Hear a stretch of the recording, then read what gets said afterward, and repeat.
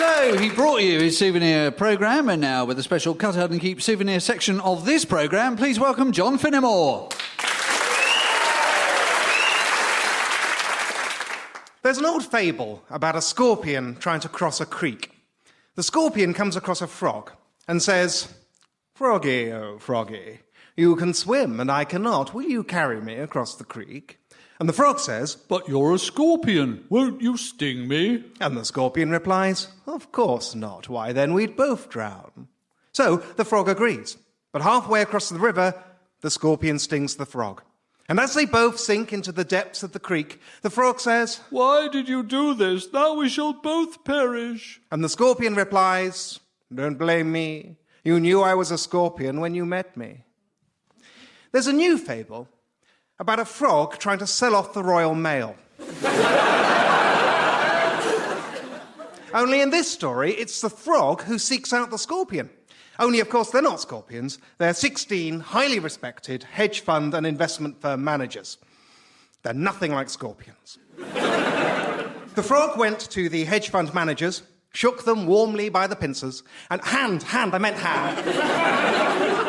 and said, Now, look, the government wants to sell off Royal Mail, but we're worried that people might use it to make a vast profit very quickly. and the hedge fund managers replied, "Vincey, oh Vince, a vast profit very quickly, you say?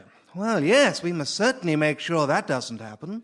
Thank heavens you came to us." So, what I was thinking was, would you perhaps be prepared to allow us to make you priority investors and let you have far more shares in the Royal Mail than anyone else will be allowed to buy before anyone else is allowed to buy them? We would need your assurance that you won't just sell them if the price should rise quickly.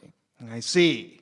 You would like us, hedge fund and investment firm managers, whose whole raison d'etre is to buy stock when it's cheap and sell it when the price rises, to assure you that we won't do that." Well, that would be great if you could, yes. Yes, are these assurances you want, would they be legally binding? Oh, no, I don't think we need to bother. Very well then, my friend. By our hard, scaly shells and our curly, venomous tails, we assure you that we probably won't do that.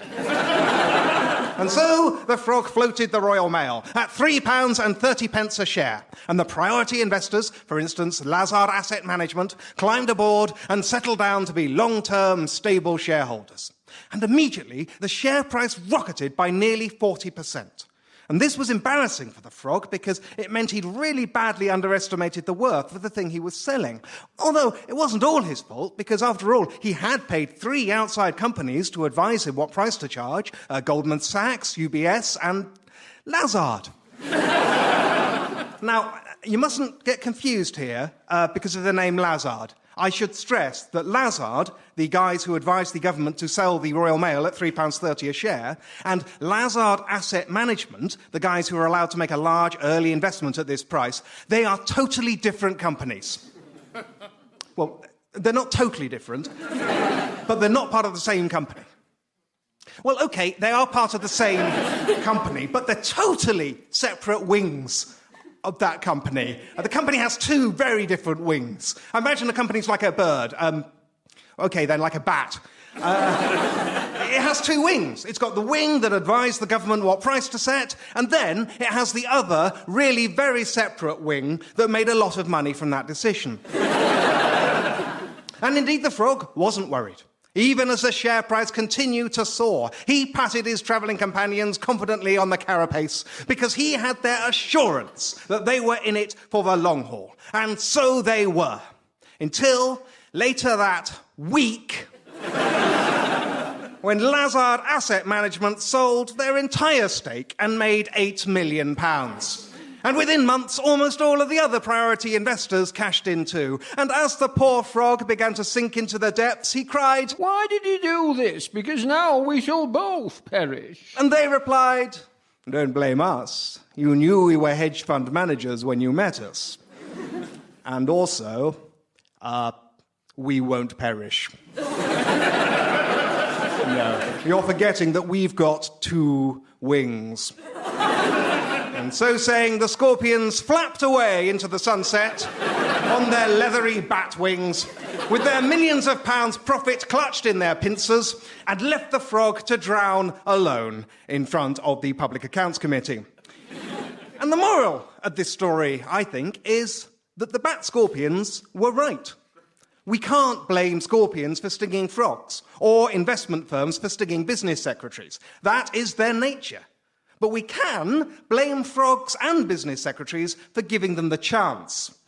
Particularly if the business secretary's whole reputation is based on him having been more cynical than anyone else about the bankers, and if he's part of a government which, whatever else you think about them, are really very familiar with the ways of hedge fund managers. Because, of course, private companies will do everything short of breaking the law to maximise their profits. That is not intrinsically wrong. That's what they're for. They're actually not like scorpions because they don't want to kill the frog. They just don't mind killing the frog. What they're really like is fire. All fire wants to do is burn. And like fire, private companies and market forces can be harnessed for the public good. There's nothing inherently wrong with privatisation. Marcus, down, boy. But if you're going to play with fire, it is up to you to make sure you don't get burnt. If the frog buys a paddle steamer and contains the fire in an iron furnace, then the fire gets to burn the coal it's given, and the frog gets to harness the fire's power to cross the creek. But if the frog decides to bring the fire up on deck to help him steer, at the advice of the fire, because the fire has given the frog its solemn assurance it won't burn anything, and if the frog is fool enough to believe that, well, the fire was a fire when he met it. And the frog is very quickly going to find himself up the creek without a paddle steamer. Thank you. Ladies and gentlemen.